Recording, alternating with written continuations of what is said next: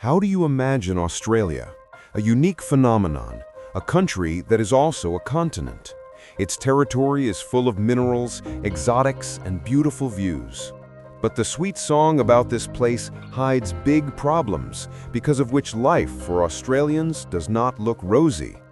Despite Australia's wealth, most of the population lives below the poverty line.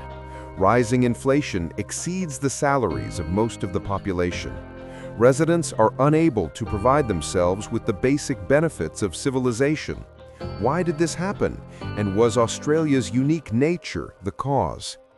Let's turn to history. The first inhabitants of this continent were the Aborigines, peoples who lived here for thousands of years before the arrival of Europeans. They had their own culture, language, and traditions, closely connected with nature. However, after the arrival of the British in 1788, their lives changed dramatically. Colonization brought disease, war, and loss of land.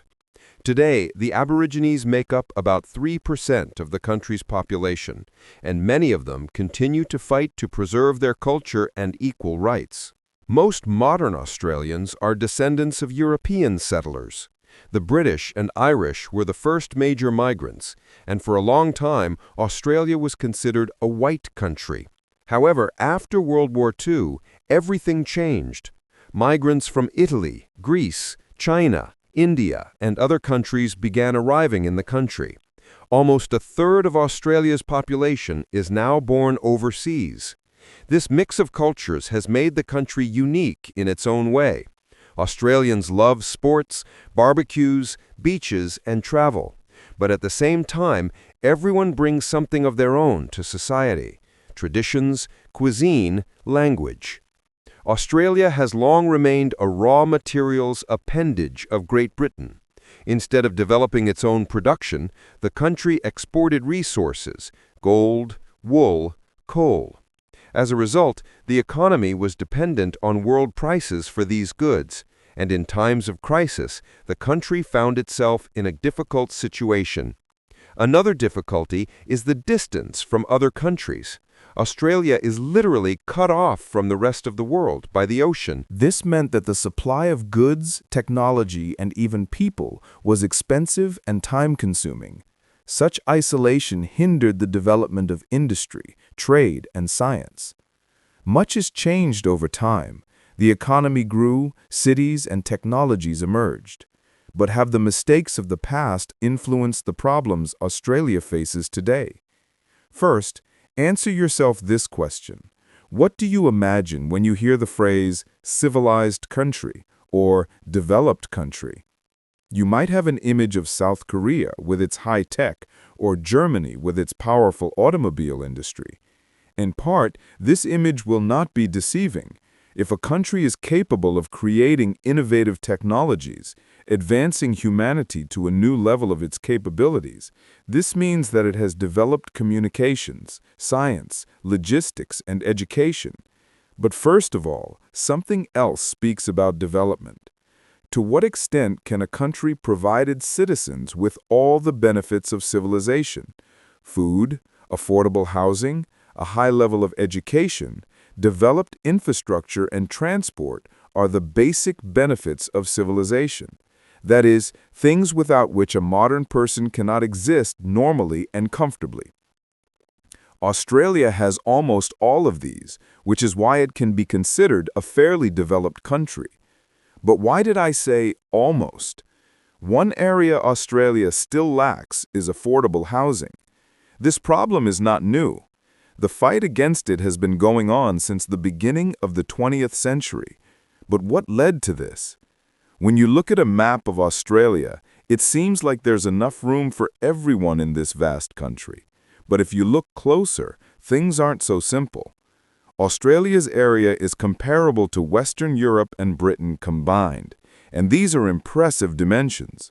However, the population density here is 3 times less than in London alone, 3.5 people per square meter, with a population of over 27 million.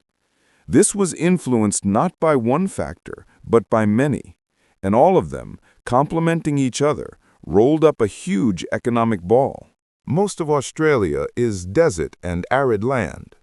Yes, the country is almost the same size as Europe, but it is not possible to live everywhere. The interior of Australia is characterized by a scorching sun, lack of water, and difficult living conditions. That's why most Australians prefer to settle along the coast, where there is a mild climate, developed infrastructure, jobs, shops, schools, and hospitals. It is difficult to build housing along the coast because the land has long belonged either to the state or large owners who are in no hurry to sell it, and if they do sell, it's for a lot of money. Let's get back to history. In the 1850s, there was a gold rush. Thousands of people from all over the world flocked to Australia in search of gold. The cities grew too fast. There was a lot of land, but not everyone could build houses. Those who were richer bought up plots of land and built spacious houses for themselves, and the poor had to settle in small wooden huts. Housing prices have skyrocketed, making it nearly impossible to rent a room. The next big problem came after World War I, during the Great Depression. The government decided to help veterans and their families. They were given land and loans for construction. This was supposed to make housing affordable. But it turned out that there was not enough money to build houses, and the loans were too big for ordinary people. Unemployment was growing. No one had money. Many lost their homes. People found themselves in the slums again, and some even built temporary dwellings for themselves from scrap materials on the outskirts of the city. After World War II, the problem only worsened. The country is once again flooded with migrants. The economy was developing, and people urgently needed somewhere to live. Then, a real construction boom began in Australia. The city outskirts grew, and new blocks of private houses appeared. It was during this time that the Australian dream was formed. Have your own house with a garden and a fence. It would seem that here it is, the solution. But then an unexpected turn came. The state and private investors began buying up land, restrict development, and introduce complex bureaucratic rules. Obtaining a building permit has become difficult, and housing prices began to creep up. People started taking out loans, but wages could not keep up with rising prices. And this is where the real fight for housing began, the consequences of which we still feel today. As mentioned, Australia is rich in natural resources. The success of development was built on three gifts of nature: coal, natural gas, and iron ore. The latter, for the most part, sought the country's success.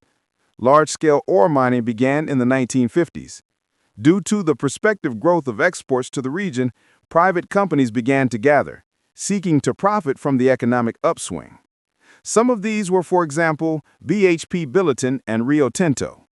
To give you an idea of the scale of the production, in 2000, the amount of iron ore mined would be 176 million tons, and in just 2 years, 184 million tons.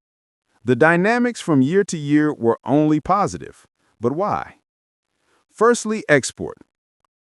Asian countries became the main importers due to their geographically advantageous location. First Japan, then China. Secondly, the development of the industry itself. The growth of the mining sector created new jobs, and thousands of workers went into the mines. At the same time, technologies began to improve, expand production capacity, mining tools will be modified. Think about it. The share of iron ore exports increased from 20% to 70%. The incoming flow of money promised the development of other industries as well. Investments went into infrastructure and education. Over time, Australia's economy began to follow modern trends, and the service sector took the leading role. This is all wonderful, isn't that true? The country has found its strength in resource extraction and began to receive maximum benefit, as, for example, happened at one time with Singapore. But we are missing one important detail. People who moved for work needed to be housed somewhere. Unfortunately and surprisingly, Australia was not prepared for this. Why so? If we look at the global ranking of cities by housing unaffordability, then we will see two Australian cities there: Sydney, Melbourne. One of the reasons for Australia's housing crisis lies in the peculiarities of Australian culture, which is built on country life and the associated need for comfortable raising of children, favoring suburbanization over urbanization. Australians are thereby exacerbating the problem of housing conditions, since the population density and settlement area are significantly reduced. And to maintain such a tradition, state bureaucracy is involved. It is almost impossible to obtain permission to build a new house. And even if you succeed, you have to go through 9 circles of hell for the sake of the coveted signatures. This can take weeks or months. Incidentally, the aforementioned government decisions also played a role in worsening the crisis. But you will say, this is absurd and contradictory. After all, the state is obliged to help its citizens. You will be absolutely right. But the catch is that political decisions regarding the housing issue were either initially incorrect or untimely. In the 1980s, when Australia was booming in the mining sector and more people moved into the country, the current party is introducing tax breaks for those investing in real estate. This included a negative leverage ratio and exemption from capital gains tax. Let us explain these phenomena using examples with houses. A negative leverage ratio is an economic bailout expressed in the fact that if the costs of investments exceed the annual income from them, then this gives their owner the right to a tax deduction from other types of income. In the case of housing, if the owner of the property receives $50,000 a year from its rent, but an expense item, such as service bills or mortgage interest, is $60,000 per year, then he will be able to deduct the difference of $10,000 from his taxable income. As a result, the income tax payment will be less. Capital gains tax works like this. If the price of the house you buy increases over time, which is likely to happen, then when selling it, the owner will pay tax on the amount by which it has increased. If the price of the house was $10,000 and became $120,000, then the owner will pay tax on $110,000, despite the fact that he could have done nothing to increase the price. Being exempt from this tax allows you to save more money. Giving away less money and earning more sounds great. This could not help but have its influence. There is a boom in mortgage lending. Investors with free rein have begun to increase demand for real estate markets and play with prices as they wanted. By increasing the income in their pockets, they increasingly reduced the opportunity ordinary people to purchase housing. The Australian government's response was clear. It began to provide subsidies and invest millions of dollars in material support for citizens. A sensible decision, but it further increased the demand for housing while the supply on the market remained at the same level. But of course, the main aspect of the whole housing crisis in Australia are low wages. Without an above-average income, it is simply impossible to purchase housing. You need to work more and better, you say. But the caveat is that real wage growth has not been observed since 2009. For example, in Sydney, to buy an average house without any special options, you need to have a stable income of approximately $280,000 per year. Then, in reality, the income of a hypothetical family is about $120,000 per year. This money does not cover even half of the final cost. Residents fall into an endless pit of capital accumulation, which they ultimately are still unable to implement because supply simply cannot keep up with demand. This imbalance is further aggravated by the fact that people from other countries still continue to move to Australia for a better life, unaware that the bright label hides the terrible taste of reality. For example, in 2023, over 700,000 people migrated to Australia. It's a stunning flow. And all these people also need a house or apartment. All this leads to the fact that the real estate market and rental services turn into a natural auction. And those who face the most difficulties are those who are buying or renting for the first time. And those who do have housing are simply not ready to part with it. And even if they are ready, when selling or renting, they will raise the price to an exorbitant level. All this leads to market stagnation. Its development is halted because the circulation of money in this sector is slowing down significantly. Around 170,000 homes were sold in 2023, and this is the lowest figure in recent decades. Wealth inequality among Australians is stark. And it grows by leaps and bounds. There are very few people who own the main wealth of the country. This is literally a few % of the total mass. This not only shows the gap between those who have and those who do not have financial assets. Not only does it speak of the impossibility of the poor becoming rich, but also demonstrates the impossibility of working for the general welfare of the country. Australia is often compared to Canada. These are two large countries with enormous natural resources, low population density, and a strong economy. In the 20th century, they developed in a similar way. Both were dependent on resource exports, attracted migrants, and built cities designed for suburban life. But over time, their paths diverged. Canada has placed a strong emphasis on urban development. More multi-story housing has appeared there. The state actively intervened in the real estate market, and the banking system exercised stricter control over mortgage loans. Australia continued to expand its suburbs and stimulate home purchases through tax incentives, which only fueled the prices. Another difference is industry. Canada, in addition to mining, developed production including the automotive and aviation industries. Australia, however, has placed its bets on raw material exports, but at the same time, it hardly developed its own production. As a result, Canada was able to maintain a balance between different sectors of the economy, and Australia remained highly dependent on global resource prices. Today, both countries are facing problems with housing affordability, but in Canada, the government is taking active steps to regulate the market, and in Australia, the situation seems much less manageable. The problem of expensive housing is not unique to Australia. In many countries around the world, people are facing the same thing. Rising prices, shortage of affordable apartments, huge loans. For example, in Canada, housing has also become a luxury.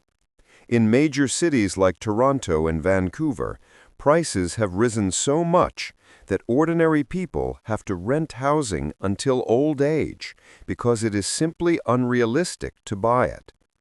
The situation in the USA and Russia is also difficult. The prices for apartments are so high that even with a good income, buying real estate is not easy. Not everything is smooth in Europe either.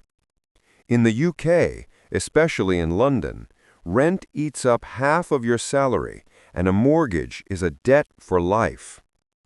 In Germany, real estate used to be more affordable, but now even there prices have skyrocketed and people are forced to fight for every available apartment.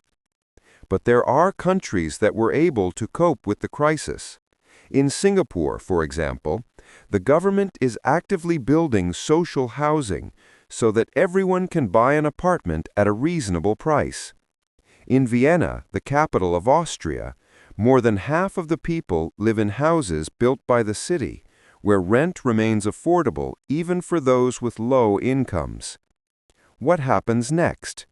Will Australian housing remain an unaffordable dream, or can the situation be corrected?